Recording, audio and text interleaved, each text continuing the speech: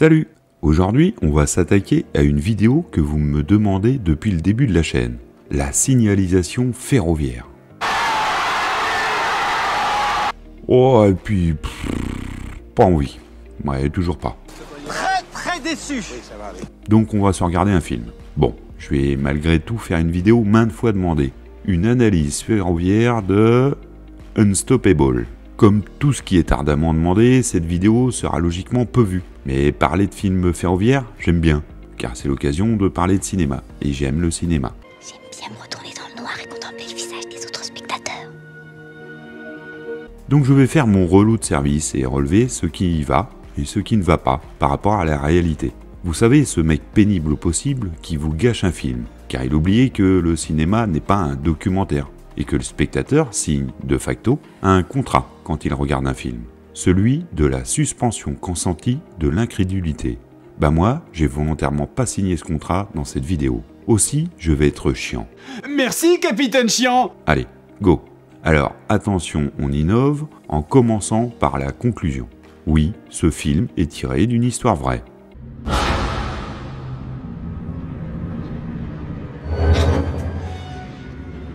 Voilà. Vous pouvez repartir avec ça sous le bras, ou rentrer avec moi dans le pourquoi c'est en fait assez bidon. Enfin, si on veut le dire de manière plus technique, je dirais que... Ouais, enfin, encore que je trouve, personnellement moi-même, que c'est un petit peu soft au niveau des échantillonnages. Enfin, non, c'est personnel, quoi. Toujours là? Ok. Alors, moteur. L'histoire globale, c'est celle d'une dérive. Une dérive, c'est un train, ou une partie de train, qui évolue sur une voie sans contrôle. Ça peut soit être avec un conducteur à bord, mais qui n'arrive pas à arrêter son train, ou qui n'est pas conscient du mouvement, soit sans conducteur. C'est forcément sujet à film catastrophe, car c'est un des pires trucs qui existent dans le monde ferroviaire.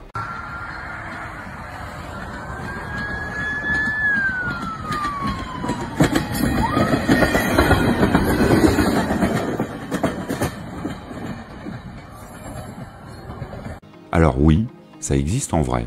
Hyper rarement, heureusement. Une dérive, ça commence à partir de quelques centimètres.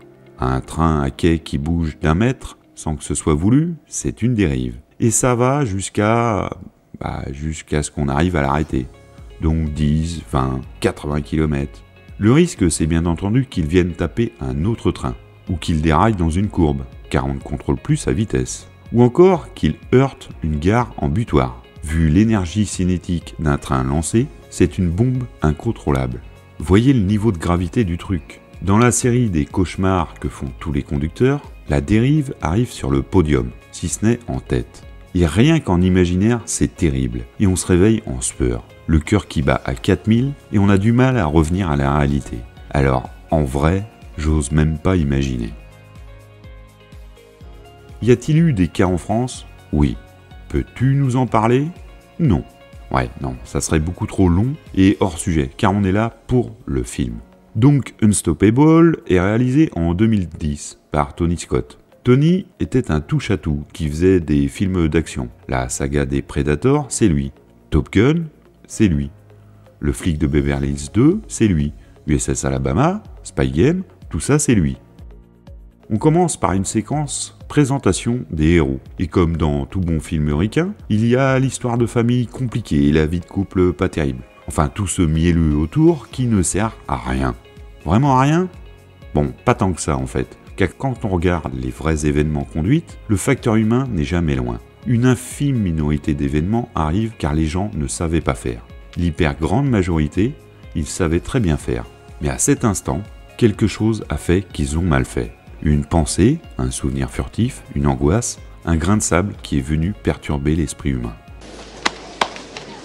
Saloperie de facteur humain. Je passe donc rapidement sur tout le début car c'est la mise en place des persos, de la situation, des relations forcément complexes, sinon ils se disent que c'est chiant, 2 ou 3 trucs à signaler tout de même. La préparation de mission qui se fait dans la camionnette. Des manœuvres haut le pied au début, puis on ramasse 25 wagons derrière Stanton, puis après on trace jusqu'à Wilkins. Les ordres de ralenti? Non, T'es sûr? non, pas d'ordre de ralenti. Oh d'accord. Bah non mon grand, on fait ça au calme, pour être concentré, c'est hyper important la préparation de mission. Après, ça traverse gentiment les triages sans équipement de protection et sans regarder. Bon bah là, c'est la mort assurée. Au premier train qui arrive, c'est bim dedans. En traversant, il marche sur les rails. Alors non, un cheminot ne marche pas sur les rails quand il traverse, car il y a potentiellement des risques de retour de courant de traction dans les rails. Dans un train, qu'il soit thermique ou électrique, le mouvement des roues est entraîné par des moteurs électriques. Une fois que le courant est passé dans les moteurs, il ressort du train par les roues et par le rail, pour retourner à la terre. Donc on ne met jamais les pieds sur le rail.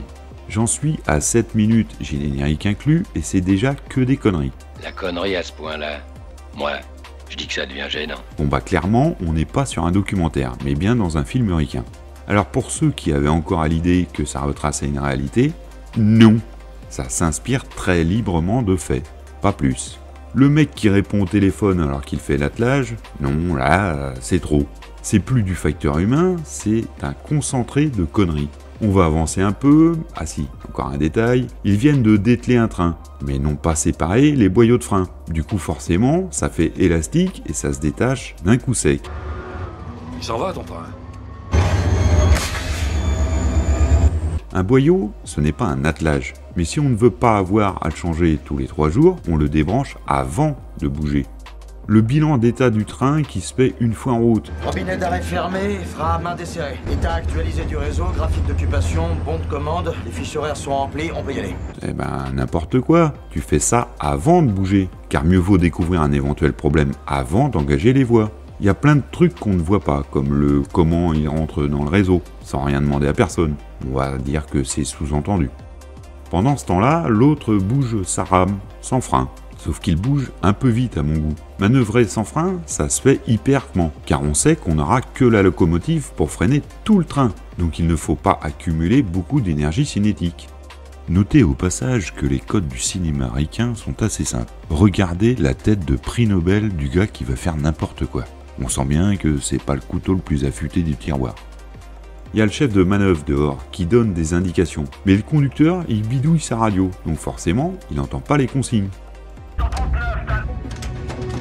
Tu transites par le 9, tu confirmes?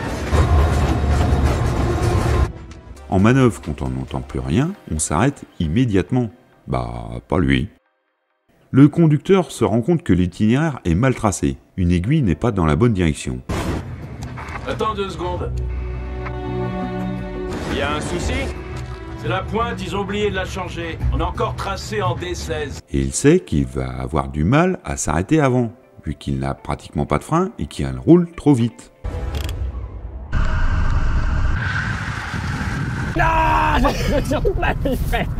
Bah, c'est bien comme ça que ça s'est passé en vrai. Il serre le frein direct, un frein à air, mais celui-ci ne freine que la loco. J'actionne le direct, y a pas de souci.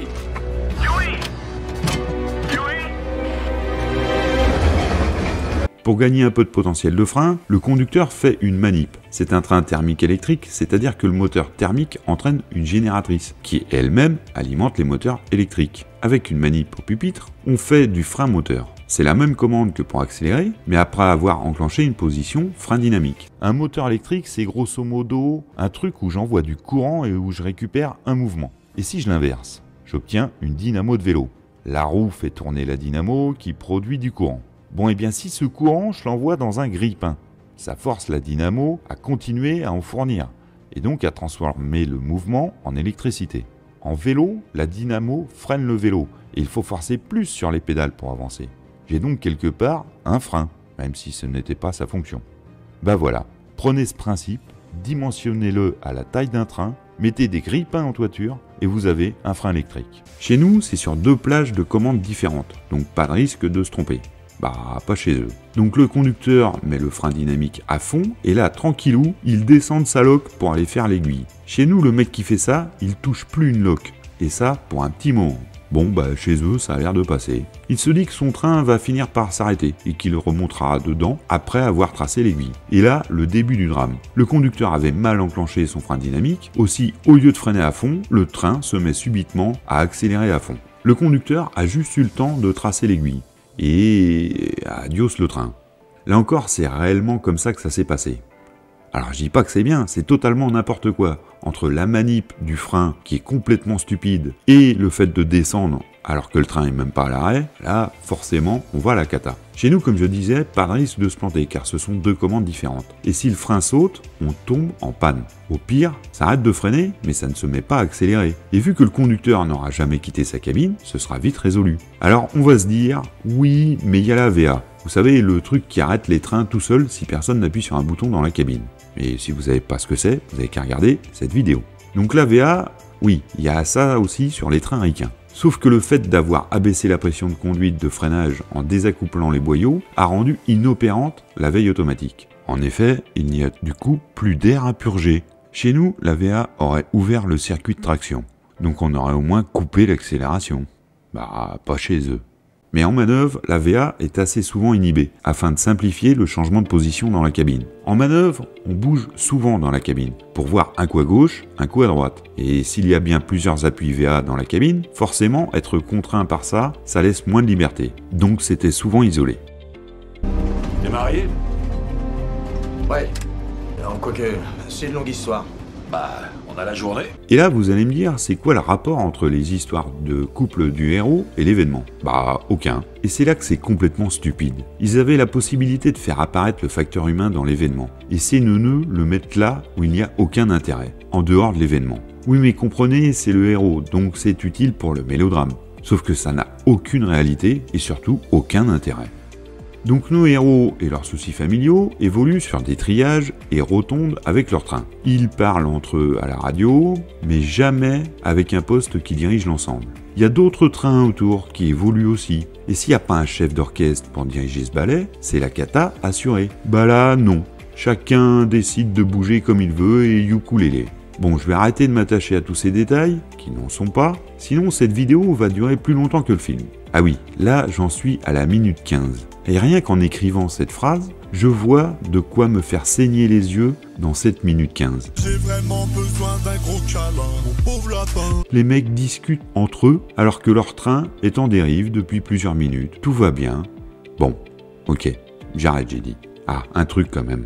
Dans un triage, l'accès au réseau principal, celui où passent les trains, n'est pas tracé. C'est-à-dire qu'un train sur le triage ne pourra pas accéder sans que quelqu'un l'ait décidé. Oui, mais le conducteur, en traçant son aiguille, il a rendu ça possible. Et donc la dérive est sortie du triage et roule désormais sur les principales. C'est bien comme ça que ça s'est passé en vrai, c'est dire s'il a tout fait à l'envers. Donc je vais passer allègrement par-dessus toutes les incohérences de ce film, purement à la sauce ricaine, pour aller directement à la question centrale. Comment on arrête le train qui roule tout seul? Alors, petite explication, comment ça marche? Car c'est bien là le problème posé par le film. En vrai, on s'attarderait beaucoup plus sur les causes, et non sur la résolution en elle-même. Car si on élimine les causes, il n'y a plus de problème à résoudre. Mais bon, c'est un film. Alors, allons-y. Alors, comment arrêter un truc de 3000 tonnes lancé à 80 km/h? Arrêter le mouvement, c'est dissiper l'énergie qu'il permet. Mais ça doit faire un paquet d'énergie à dissiper, ça. Pour ça, je vous présente ma collab du jour. Einstein.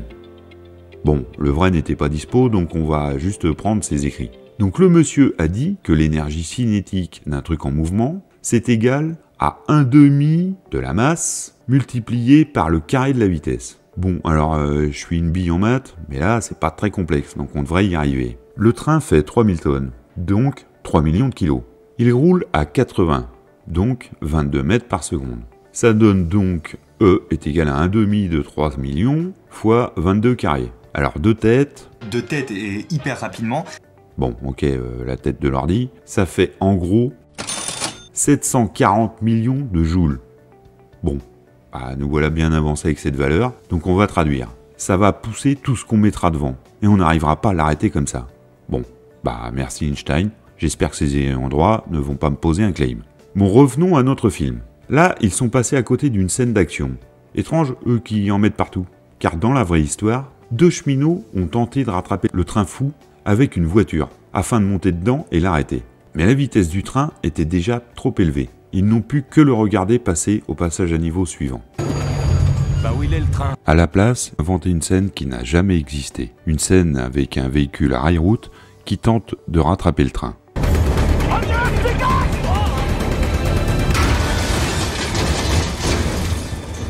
De même, en vrai, ils ont essayé d'arrêter le train en posant un taquet dérailleur devant lui.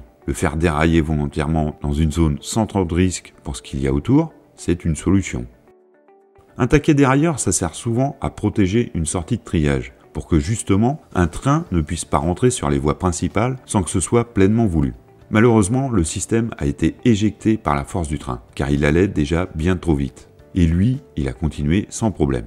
Non, le film préfère montrer directement une scène où on tente d'arrêter le train fou en plaçant des locomotives devant. L'agent de conduite Judd Stewart, qui a plus de 26 ans de service dans les chemins de fer, pilote l'engin à l'avant du train fou. Et un hélicoptère avec un mec suspendu en dessous qui tourne autour. Alors me demandez pas ce que fait le mec sous l'hélico, mais non, ça n'a pas eu lieu. Toi non plus, t'y crois pas, hein? Avoue. Pas plus que le train placé devant pour freiner. Et alors le coup du train freineur qui déraille en prenant un aiguillage quand l'autre train va lui tout droit alors qu'ils sont en contact, c'est carrément n'importe quoi. Soit les deux prennent l'aiguillage, soit les deux vont tout droit. Mais on ne change pas l'aiguillage sous un train lancé. C'est non seulement un gros risque de tout faire dérailler, mais demanderait en plus une synchronisation digne de la NASA. Bon, je vais continuer à ruiner le film. Nom de Dieu. Car non, il n'y a pas eu de croisement avec le train fou. Et non, un train dont on arracherait le dernier wagon ne peut pas continuer à rouler, car son frein se mettrait automatiquement et irrémédiablement en marche. Voir ma vidéo sur le freinage des trains pour comprendre le concept de frein automatique. Et en cas de problème, s'il y a une fuite, paf, ça freinera tout seul. Automatique, sécuritaire. On continue. Des flics qui tirent sur le train pour toucher un interrupteur de sécurité d'alimentation en carburant. En fait, notre but était de couper l'alimentation en carburant grâce à l'interrupteur de sécurité. Le coupe-circuit en question est une cible minuscule, située juste à côté d'un réservoir de carburant. C'est comme au stand de tir!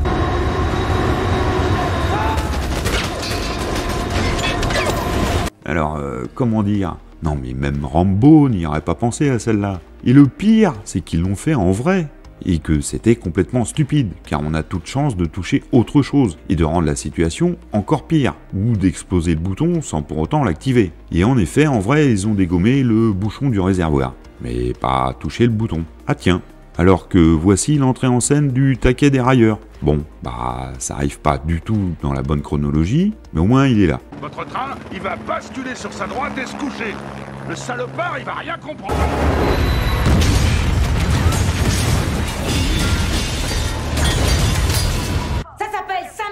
De train, monsieur Galvin.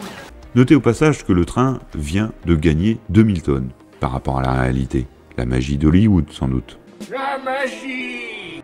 Ah, un truc. On voit plein de fois les passages à niveau, qu'on va appeler PN, se fermer alors que le train est déjà dessus. Ça, c'est pas déconnant. En effet, c'est un des risques liés à la survitesse. Les systèmes qui activent les PN sont placés à une distance calculée par rapport à la vitesse maximum de la ligne, de façon à ce que le train le plus rapide active le PN avec la temporisation sécuritaire minimale. Mais si on roule beaucoup plus vite, alors le temps entre l'activation et la fermeture des barrières n'est plus suffisant, d'où ces fermetures alors que le train est déjà dessus.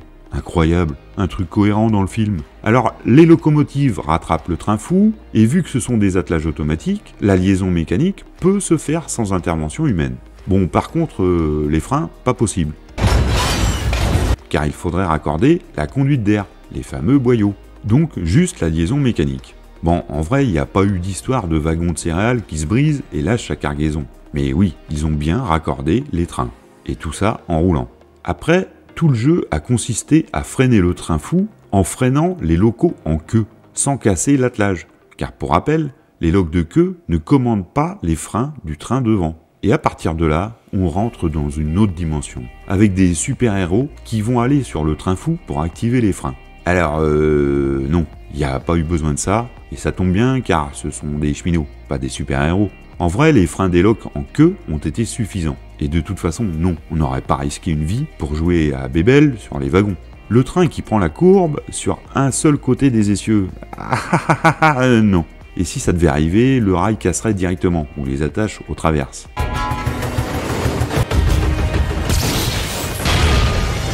Le conducteur des locs en queue qui quitte la cabine pour sauter dans un pick-up. Oui, vous pouvez le faire.